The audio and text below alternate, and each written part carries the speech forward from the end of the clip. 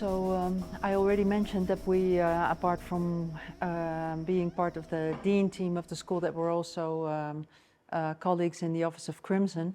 And actually we started like in the 90s, and we did a lot of work on the reconstruction of Rotterdam. We were new to the city, and we dived into that history, and that was at a moment when the research was far from complete and information about this reconstruction was not at the forefront of every Rotterdammer, like you could say it is now. So we wrote about it, we made exhibitions, and then suddenly, it was sort of put into the cupboard, and we devoted our attention to other things. But then a couple of years ago, there were more and more questions. Actually, it started with Aleppo, when there were commemorative meetings. People asked us if we could come and say something about the reconstruction of Rotterdam. What lessons does Rotterdam have to learn for Aleppo? Very difficult question. So that in that sense, it was a little bit revived. And the same happened when the war in Ukraine started, and we became involved with these networks of people that are also thinking about the reconstruction. And so I think it's a topic that unfortunately has become relevant again, which made us look into the research and the stories that we had already written in a different way, and to revive all that. And I think this is going to be the start of a bigger project as we see it now, because of its relevance. What I would like to do is to present this story as a continuous story. So to see the reconstruction of Rotterdam in the light of its previous history, but also of the present. And that's also what we'll be doing when we go for a walk, to look at the parts of this reconstruction and of the concepts that were developed in that period, and how you can still see them, how they have still been influential, but also to see where they came from. Because I think this question of what can you learn from Rotterdam, the first thing that you could say is the reconstruction came out of the thoughts about urban planning that were already developed before the war. And that is probably a lesson which, as a mentality, is probably in the list of points that make up the manual if we go towards. So I think this working towards a manual is kind of inspiring, because it asks this question of relevance all the time. So I would like to, of course we wouldn't be talking about the reconstruction of Rotterdam if this hadn't happened. This is just to give you an idea of the scope of this bombardment that happened on May 14th in 1940. As you probably know, it was a bombardment by the Germans, with which they forced the Netherlands to give up their resistance and to end the war in that case. And the whole of the center of Rotterdam was basically bombed, the whole of the historical center. And it meant like 25,000 houses, about 1,000 people that died. And then, of course, and this is also interesting to see, a mix of different programs, and it says something about what the city was like in the previous, in the pre-war period, because there were not only stores and warehouses that were destroyed, but also workshops and factories, banks, consulates, 69 schools, quite a lot, 13 hospitals, 24 churches, 4 railway stations, museums, 517 pubs and restaurants. So it gives an idea about the liveliness of the city center as it existed before the war. So the total devastated area was more than 250 hectares. And nowadays you can see it marked in the pavement. Thank you. With these little red lights that have been designed by Adriaan Geuze in 2007. So what was the city like before the war? Because that is, if you understand that, you also understand what the basic principles of the reconstruction. Just like Rotterdam is still it's the poorest city of the Netherlands, right? And it was like that also 100 years ago and before the war. It was a harbor city. So it was a worker city that mainly thrived on the harbor. And that was a city of workers with a lot of noise from machines, from boats, from the elevators that you can see here, these big machines that sucked the grain from the one ship into another. So it was a very lively, noisy, and also stinky place, I imagine. That's the kind of stories that you hear. A typical worker city from the 1900s. And a very typical thing for Rotterdam is, it was an old city, of course, a historic city, started in the 13th century already. But different from Amsterdam or Delft, it was not particularly proud of its history or careful with its historical ambience. It used the physical substance of the city as it pleased. So what you see here, for instance, is this railway line that was cut through the city on the line of the former river, the Rotte, which was like the origin of the city, and it had this line through the city, and this railway line, because it was easy to build there, was kind of crudely put into this urban fabric. And that's the kind of sort of no-nonsense way that the city dealt with its history. It was kind of a compact city, if you think of it, because there were more people living in Rotterdam than now. So there was about 900,000 people living in the city, which was not as spread out as it is now by far. So you can see this is an important figure to remember. This is called the city triangle, and that was like the most historical part with the canals on the outside. The historic part of the city. So it started as this little triangle, was extended in the 17th century with this part, and the rest is mostly 19th century extensions with 900,000 people living in it. So very compact, and all the apartments that we now live in alone or with two people were then family houses. So you can imagine sort of the crowdedness of this particular city.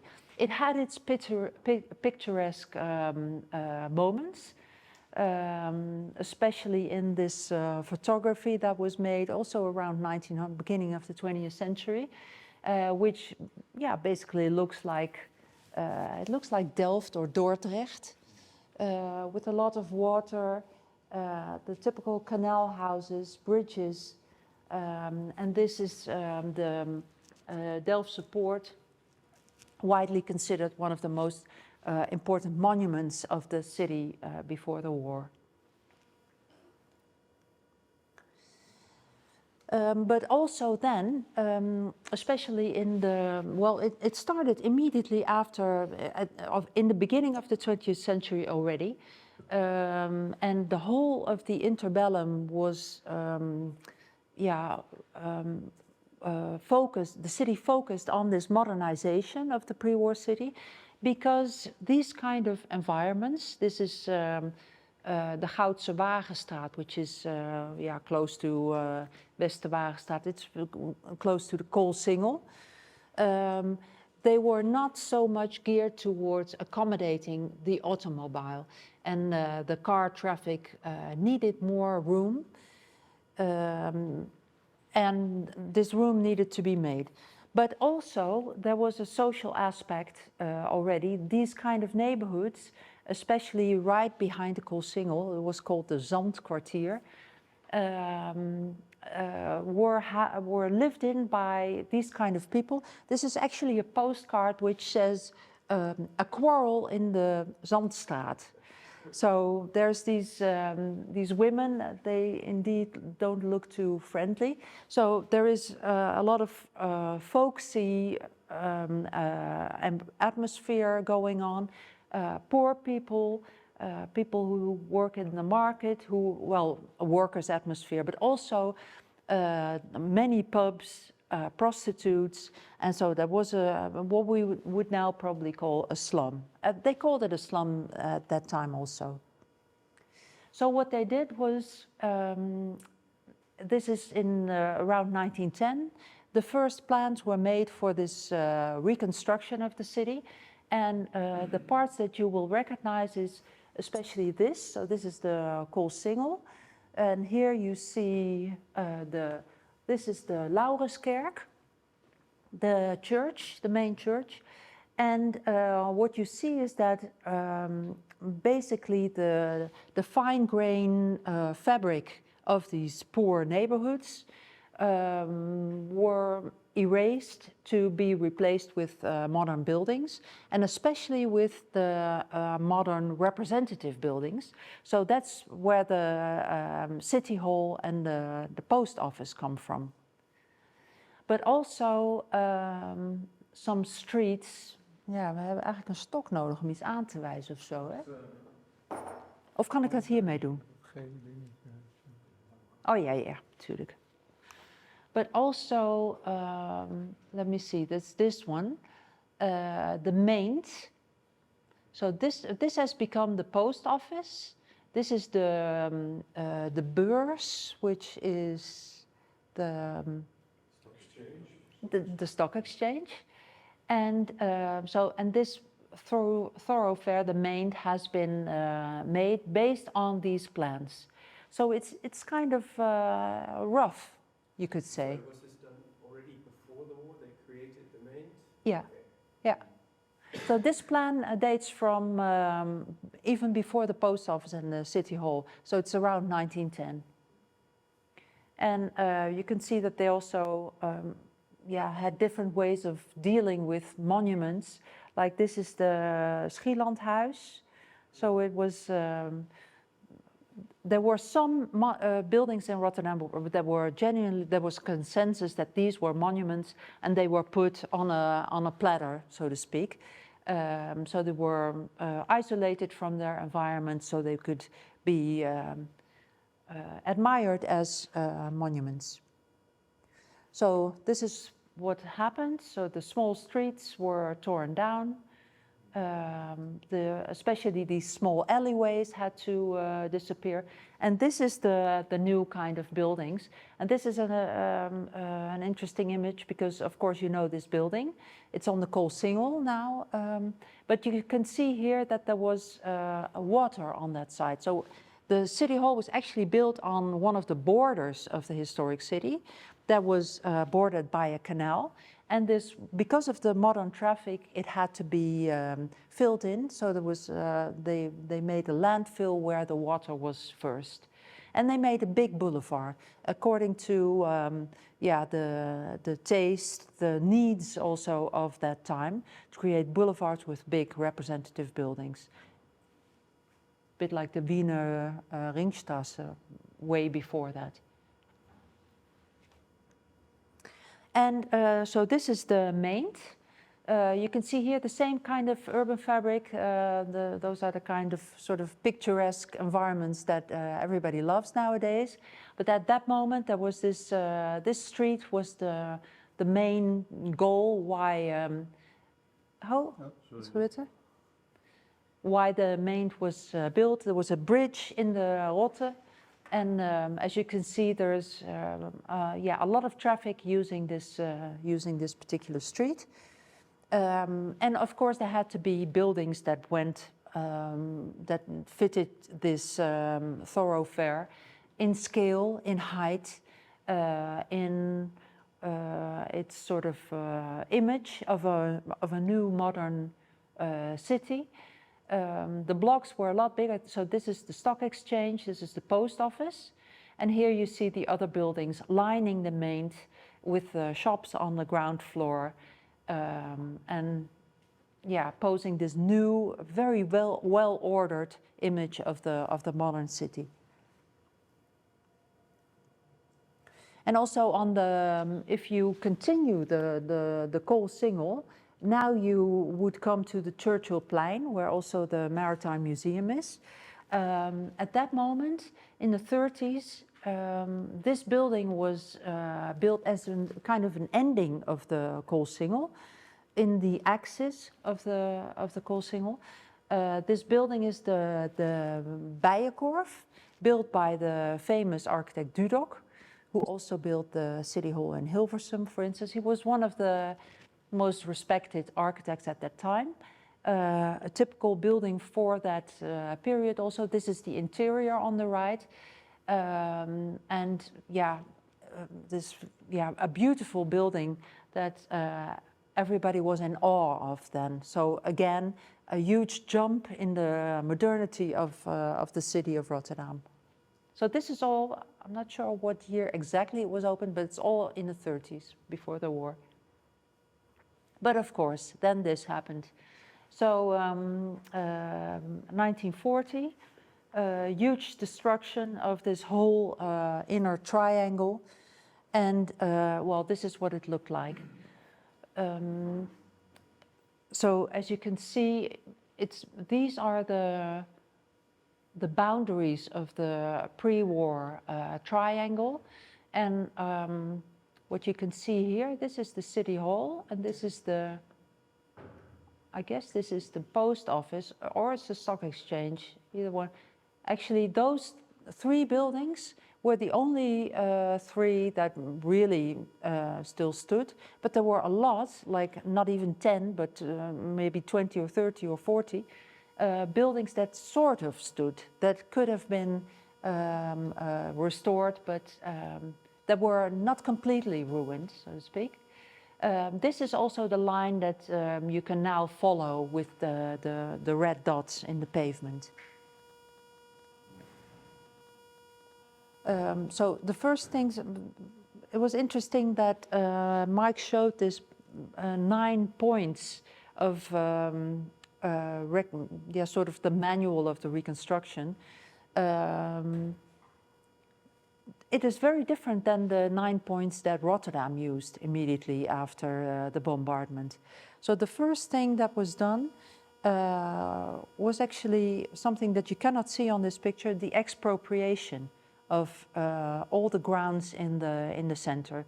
So all the locations belonged to different owners, and immediately it was understood that to make the reconstruction, to make a plan, that this splintered, this fragmented ownership was a huge obstacle to making a comprehensive plan. So the expropriation of the locations was a first.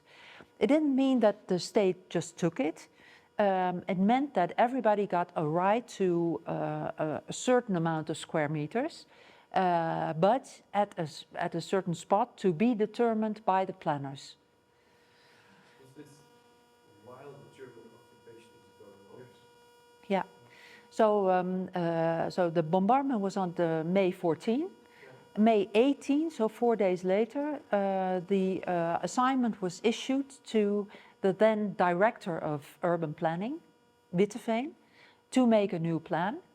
And the expropriation took place, but also removing the rubble took place immediately. So what you see here is a lot of stones have been removed already, but there's still all these fundaments that date back to, well, centuries ago probably. And all the things that were in the ground were also taken out, just to provide a completely clean slate. So the whole idea of tabula rasa that you often hear is very, very literal here. So everything was taken out, there were no obstacles, and that was also the way that people thought about the reconstruction at that moment. Like, let's get rid of the obstacles, let's completely make something new.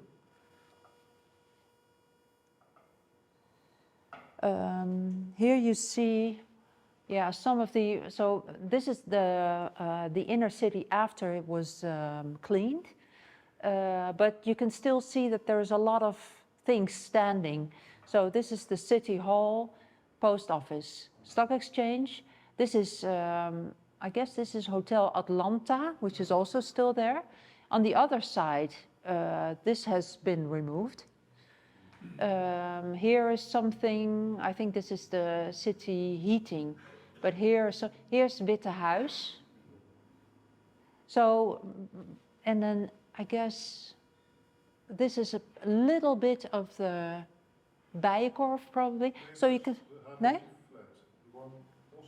Oh yeah, also by Dudok. HBU flat, which is also still there, and then right falling off this photograph is the Bijenkorf.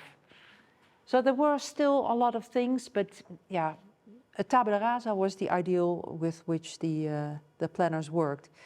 And this is Witteveen working on his plan in the beginning of June.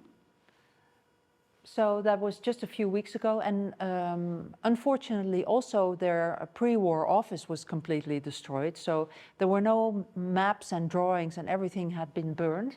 And they took a new office in the former library.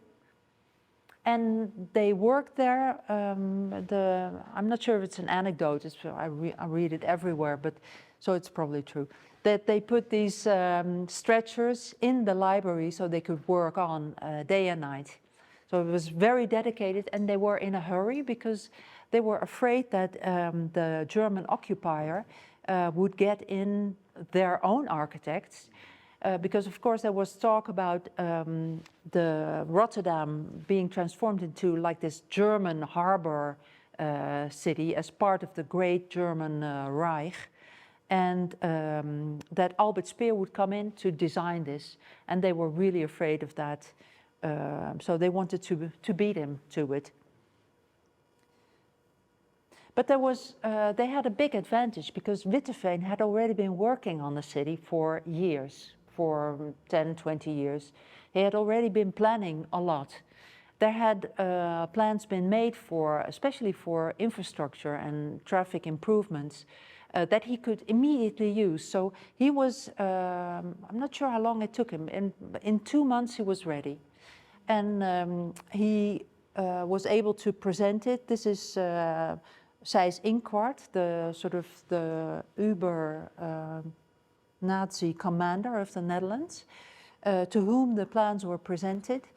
And it shows, so the German occupier was important, but also in reconstruction, and this happens a lot, I think we will also see that in the plans that Wouter will present.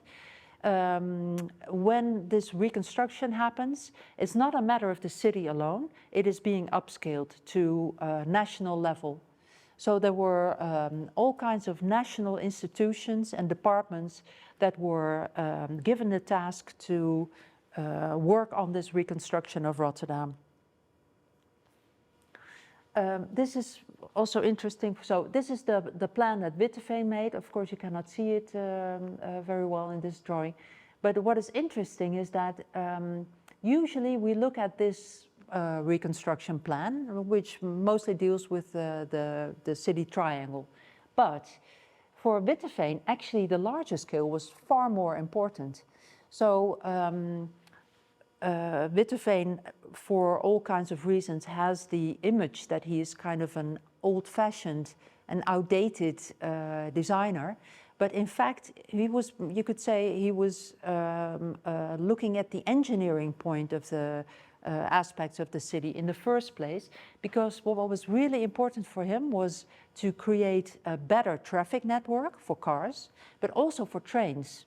So Rotterdam had a very strange system, well, strange, it was normal at the time, when there were kind of different train companies who all had their own station on different sides of the city. So if you wanted, it's a bit like in Paris, if you want to get from one station to the other, you have to cross the whole city on foot.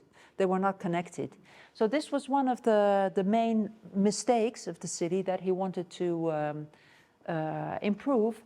And like if you take the train now from Rotterdam to Utrecht, you go like this around the city, and then you turn eastward.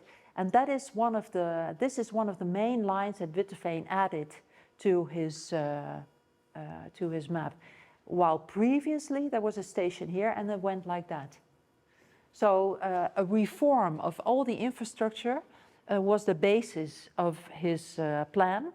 And that also went for the water. So all the shipping, that was also something, a network that he wanted to improve. And yeah, so, and that also happened basically. Here you can see the plan a little bit better. So this is the railway line that he added. What you can see here is you can still recognize the triangle. And that was also something, even though there was a tabula rasa, a complete freedom to do whatever, he could have also made a grid, but he wanted to keep the memory of the pre-war city alive. So there is still, though more organized and more pragmatic and more geared towards the post-war program, there is still a reminiscence, very strongly I would say, to the pre-war triangle, and also the division between the center here and, for instance, the Hoogstraat, which is like the original dike going right through the center, still exists, and then the water city, which is the harbor over here. So there is a reminiscence of the pre-war city, old but improved. And here you can see how he started. Of course, it was very difficult because the war was still going on, or at least the occupation was still going on. And all the factories were, after 1942, stopped. There was no building permits issued by the Germans. But this is something that Witteveen got done. So this is his organization of the Rotte. So you can see also his architecture style and taste in these brick bridges, which have a kind of a representative architectural image, which is also not modern, but kind of referring to traditional examples. And this is something that so Witteveen thought was important, to have a certain dignity to this infrastructure.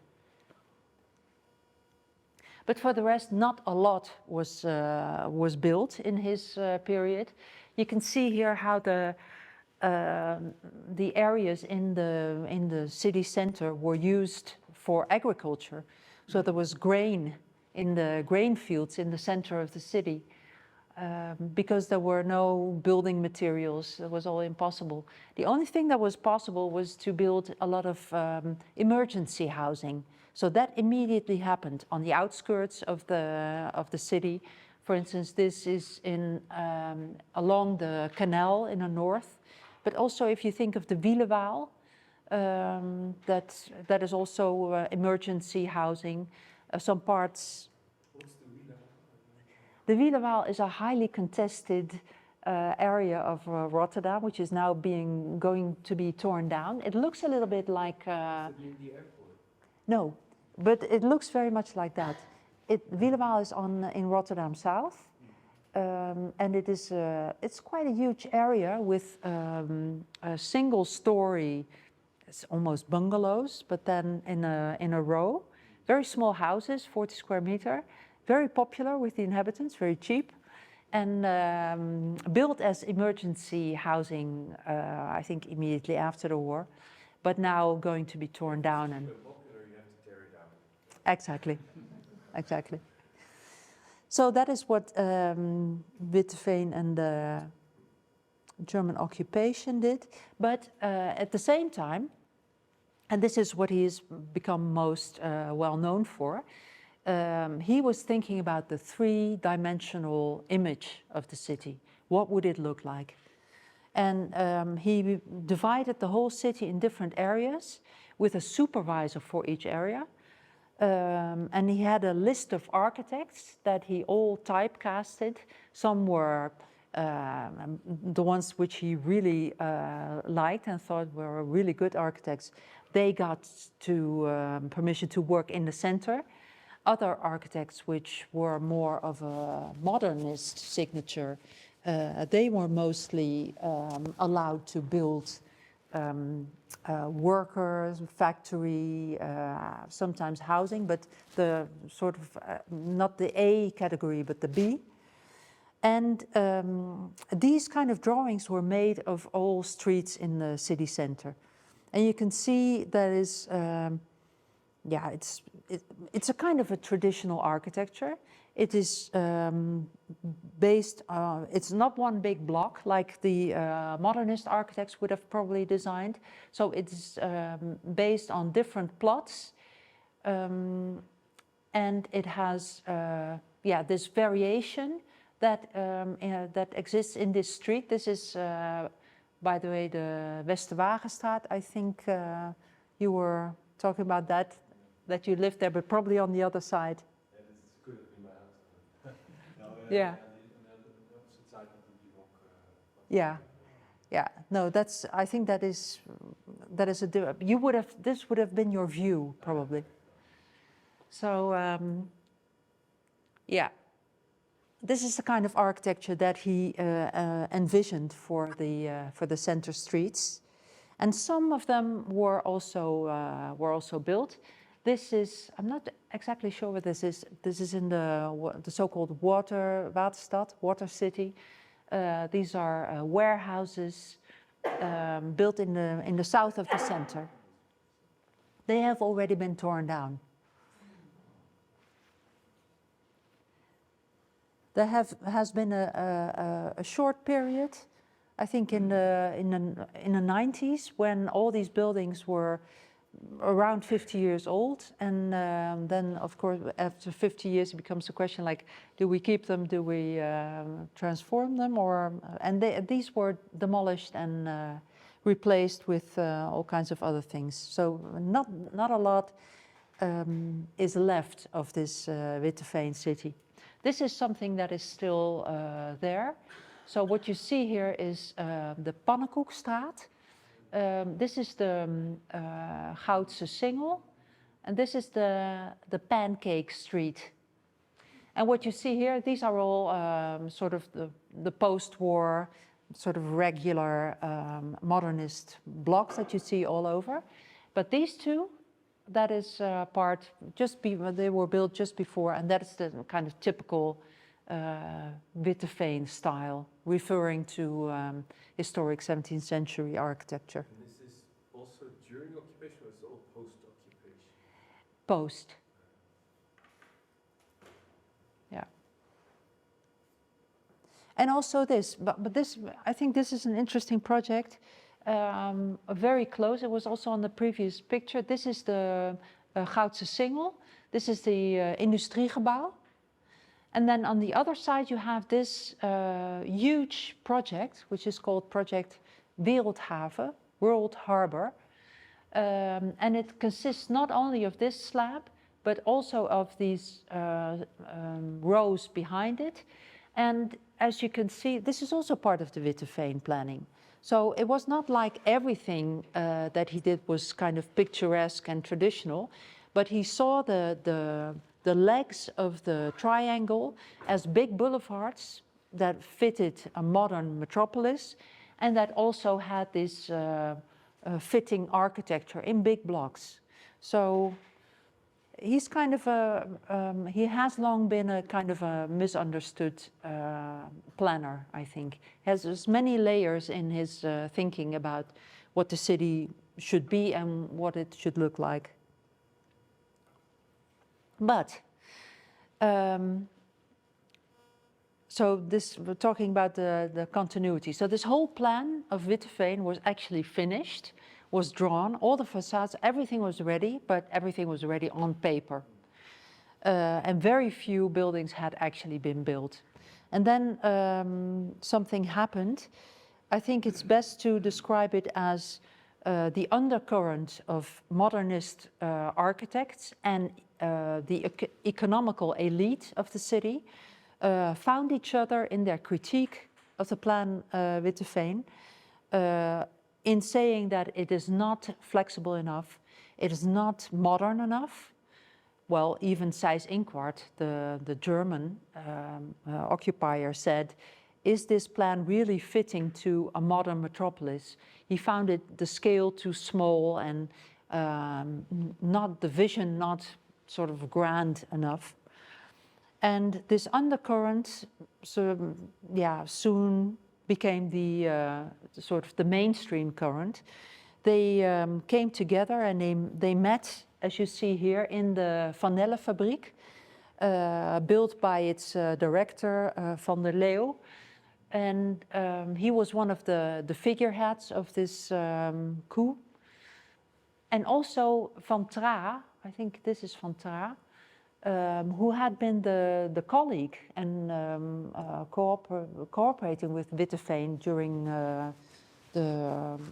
the war and also before. He became the main person in the municipal department of urban planning. So there was a shift to new ideas, and also in the persona of Witteveen became more and more difficult. He got so much critique that at a certain moment, I think he gave up. He became ill and left the city, and word has that he never returned to Rotterdam. So I guess he was frustrated about all this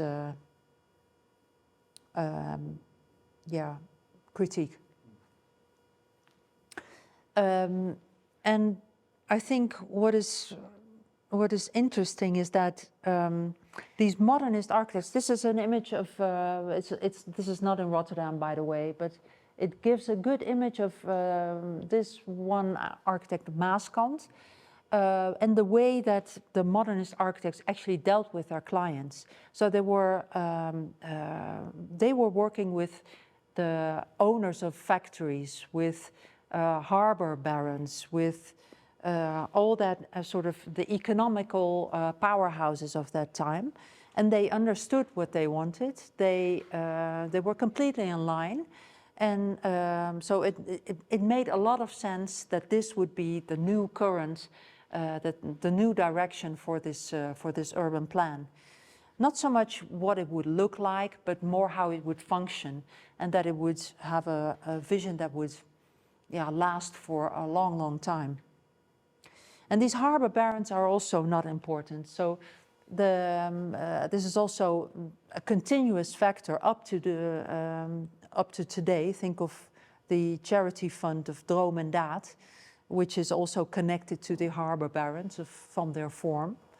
But also in the 19th century, you had these guys that they were not only rich, they didn't only have like huge companies in the harbor, but they were also sort of the cultural elite.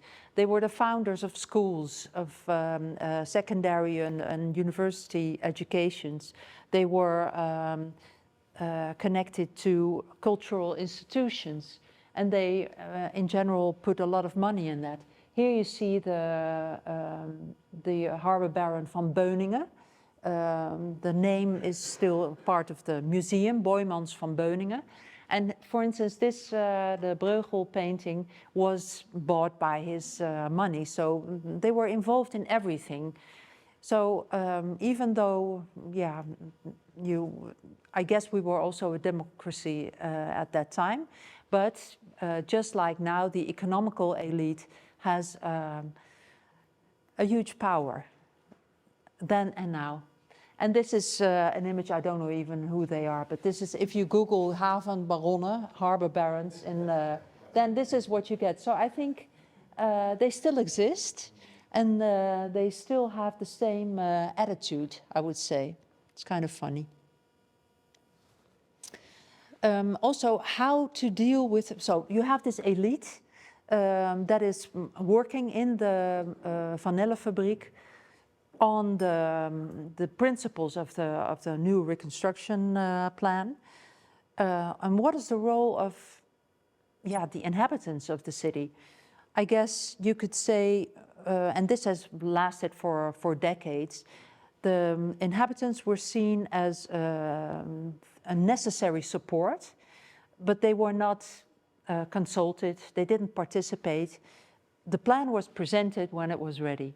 So this is the exhibition that was held in Boijmans van Beuningen, where the basic plan of Van Tra, so the new revised edition, was presented. And then it says, it is their city, explain it to them. So that is kind of the attitude that I think in that period was really normal and was not seen as anything undemocratic or anything. And this is the new revised plan by Van Tra and his colleagues. So it is different in a lot of ways, but you can also see that talking about this tabula rasa and all the possibilities that were thinkable, it still has this triangle. It still has this, these roads, and it has the Hoogstraat. So even you can go two ways. You can stress all the differences, but basically there's also a lot of similarities with the previous plan. I guess the most important changes were also in infrastructure. So for instance, the Koolsingel, we will also see that when we go outside. The Koolsingel at Witteveen was going like this. In a pre-war location, it went this direction. This basic plan said, no, we're cutting it straight. So it will go like this. So we would have, I don't know where the Erasmus bridge would have been if we would have the Plan Witteveen. And the same goes for this, for instance, this huge piece of infrastructure that was planned by the Basisplan. It gives you an idea on how important car traffic was deemed to be at that moment. So there was this modern car city was really at the forefront of the urban image of the planners at that time. Well, this is just the two plans together. You can see that everything has been straightened out. So these straight lines of black, you can see that with Witteveen it was a little bit the pre-war location. And also this is where we are now. So this is Wena. And you can see with Witteveen that it went like this. So Witteveen made a square here. No, this is this is the city hall, but it's existing. That's why he didn't draw it. Yeah, but the Hofplein is actually a good example of the differences because here you can see the square shape is kind of irregular. It is elongated. There's a lot of streets, 1, 2, 3, 4, and then here 2 more that are connected to it. While the way it is now is a very simple roundabout. So everything has been straightened and simplified. And this shows it. So this is the same story. This is underlying the basic plan. It still refers to this pre-war triangle and the former routes, but everything is sort of straightened. And this is one of the plans that were part of this basic plan. So it's a roundabout on 2 different levels, or maybe 3 even. Yeah, if you count this, so this is a pedestrian. I'm not sure how he gets on this round. And or off. And then you can see here's another level, and there's, so this is the kind of grandeur that the infrastructure should have in the eyes of the Van Tra planners. And this is not even immediately after the war. This is already in the 50s. So there has been a long time that all these locations were barren and that these kind of plans were being made. You have to imagine this is exactly on the location of the Oude Haven. So where all the bars are now and the terraces, that's where this is. Here you can see, so yeah, it's exactly on the place of the, yeah. Even the Witte Huis, the small tower, had to be demolished for this plan. And also other things like this beautiful building, the Bijenkorf, at the end of the Koolsingel. The black was sort of stretched in the plans of Van Tra. So the Bijenkorf was standing in the way. It had to be demolished, even though a large part of it was still standing after the bombardment. And this is when the demolition begins. And as you can see, I don't think that they are appalled or that they are opposed to it. It looks like a party. No?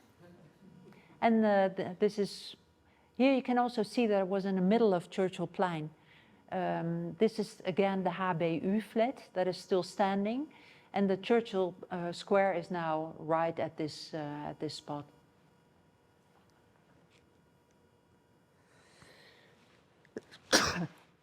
And yeah, so straightened, simplified and upscaled. That's some of the characteristics of the basisplan. So the Groothandelsgebouw was also a very good example of this. It's like 200 meters long. So it's a scale that in the pre-war era was unseen, unheard of. It opened in 1953, but it was actually designed and thought of already during the war. So in the last days of the war, even in the hunger winter of 44, the ideas for this building already existed and were drawn. Same goes for the inner city shops. No more parcellated small shops, but huge shops that were stacked on top of each other. And new typologies that we will also see later, the Lijnbaan shopping center that didn't exist anywhere in the world, but Rotterdam proved a testing ground for these kind of new typologies. And just to give you an idea, this is the image that I showed before of the Westerwagenstraat, and this is what it became. So this is the same street. So the type of architecture is completely different. It's modernist blocks, it's repetitive with a certain variety, but the whole urban image is that of a modern harbor city and not of a historic city. Also important scheme, of course, modernist planning comes with zoning. And the original mix that we saw in the pre-war city with all the factories, the pubs, the shops, everything mixed together, that was a scheme that for modernists didn't work because of hygiene, of noise and of other pollution, etc. Everything was put in its own, in the right place. And here you can see that this is the mix of shops, of banks, offices, theaters, and then A is housing. So that was put outside of the inner city. And this zoning, you also see it in the few houses that remain in the city center. The Lijnbaan also has this zoned approach for various reasons that we will speak about later, between the shops on the ground floor and then the housing in apartment blocks behind it. This is Pendrecht. I'm not going to talk about that. So, and then this whole period of reconstruction was everything was second in priority to this aspect, the harbor. So the reconstruction first of the harbor, the economic motor, not only behind the city of Rotterdam, but behind the whole reconstruction of the whole nation, that was really the first thing that should happen. So here you see Rotterdam is building in 1948, and you see that already then there's these huge plans for Europoort, Botlek, and all these areas that have been filled since with refineries, with a lot of fossil fuel companies, yeah, mostly actually, and factories and other things. So expansion of the harbor and the ambition to become the biggest harbor in the world, that was really what drove the reconstruction in Rotterdam. And also the whole economic system that surrounded it. So the housing needed to be cheap, so the rents could be low, so wages could be low, so the harbor could flourish. So that's a whole system that was that also needed a lot of government control, and that was realized in the 50s and 60s. Were there particular people who drove this, or was it more like a group effort? I think it was a national policy to do it this way. It's not like one was boss of the reconstruction of Rotterdam. Yeah, yeah. And of course, this the policies towards cheap housing and salary control, that was a national thing. So to become the biggest harbor in the world, that actually happened in 1962. So this is a telegram, a cablegram by the port of New York, which they sent to the port of Rotterdam, congratulating them becoming the biggest harbor in the world. Previously, it was New York. Hard to imagine now with now, of course, the whole shift has happened to Asia, and Shanghai is, I think, the biggest. But at that moment, New York gave congratulations to Rotterdam.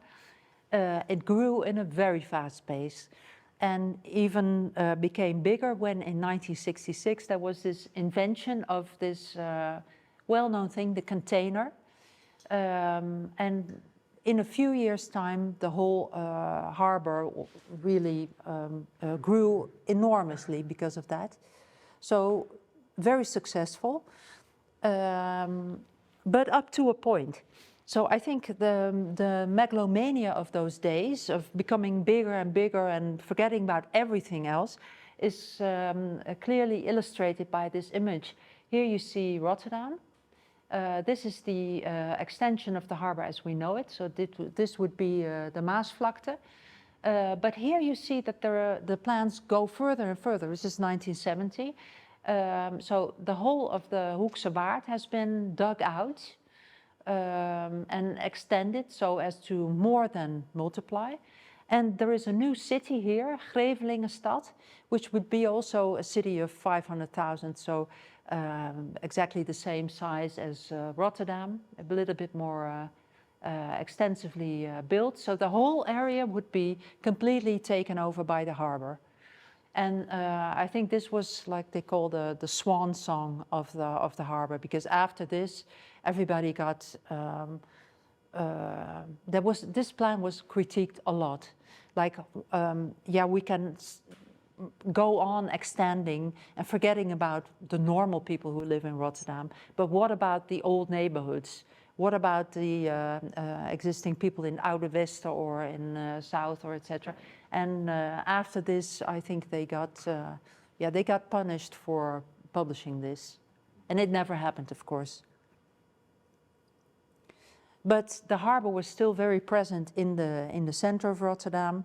Think of the Euromast looking at the harbor, presenting the harbor in the inner city, or this is called window to the river. So the whole idea that the harbor is in the heart of Rotterdam, even though it moved outside, is very much present in small things in the inner city. So this is still where the Zatkien building is. of course, this is now built by the Maritime Museum. But to leave this open and to have a view on the river was considered by the reconstruction planners as something very essential to create this synergy. And also, for instance, buildings like the Hilton, you could see as part of this effort of becoming the biggest harbor, because the Hilton was like an international hotel, especially built for all those people the traders who came to Rotterdam to do their business. So it was a business hotel and was considered to be one of the essential parts of the city. Not so important. Yeah, and then I think this is almost the end of my story. A street like we are here now, and this is the Bena. If you look at all the companies and the offices that are housed in Bena, from the Shell Tower here to the older Shell building here, to all the advocates and lawyers offices over here, Unilever and all those. A lot of those things actually have to do with the harbor. All the insurance firms, etc. It's all coming from the harbor. So it's still in the heart of the city, even though the harbor connection has become really invisible. And this, I think, because of the time, I think I should stop now. I think we could talk about this also during the walking tour. So just like there is a continuity between the pre-war thinking about the improvement of the city and the reconstruction, that's a kind of a warped line, you could say. Like there is continuity and it's being changed according to different insights all the time. You can still see this sort of path dependency in the present day Rotterdam.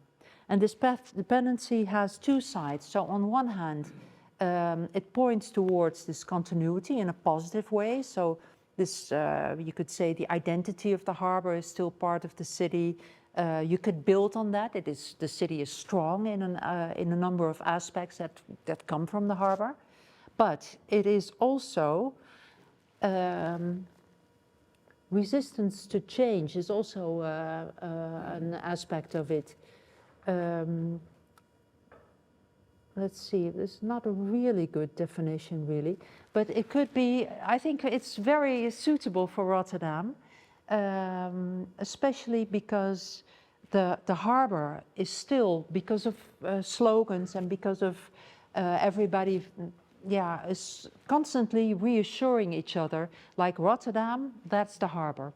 And they belong together, even though the harbor has become, it's apparent now that it's one of the most polluting environments that we have, that it's completely connected to fossil energy, that it is not contributing as much to the national or urban economy as we would want to, maybe.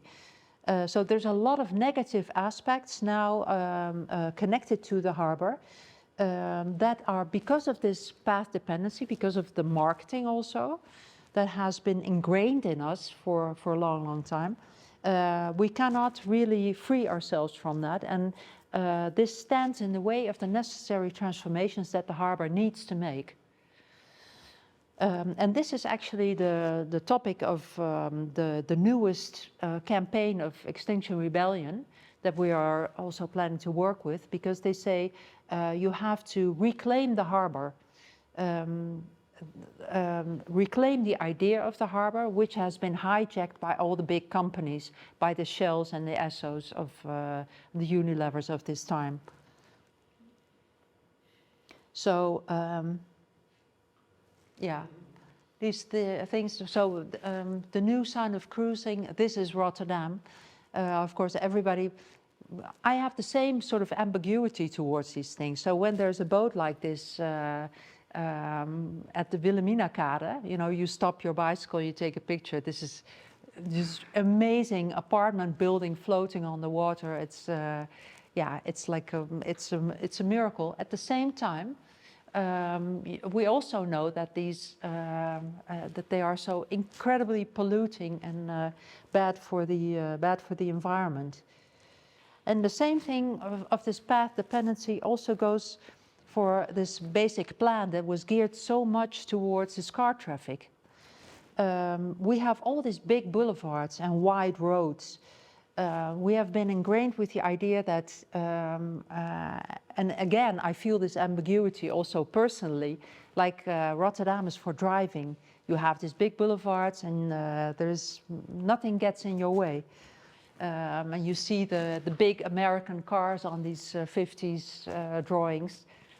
And now we still have these sort of races on the mains where the youngsters rent these cars and everything is car driven. And while in Amsterdam they are trying to clear the whole inner city from cars, but in Rotterdam, especially the Liberal Party is adamant on keeping the cars in the center and being able to drive full speed, etc. So yeah, this is something that is very hard historically to get rid of. So they appeal to the independence and the freedom they get. Yeah. Yeah. We also did this one studio with Charlie Koolhaas, which had as a title the American dream of Rotterdam. It's very much that, like independency, individuality, cars, high rises, Manhattan on the Meuse. That's the image that Rotterdam wants to nurture. Fortunately, these have been not repeated. That was really crazy. Okay, I'll leave it with this.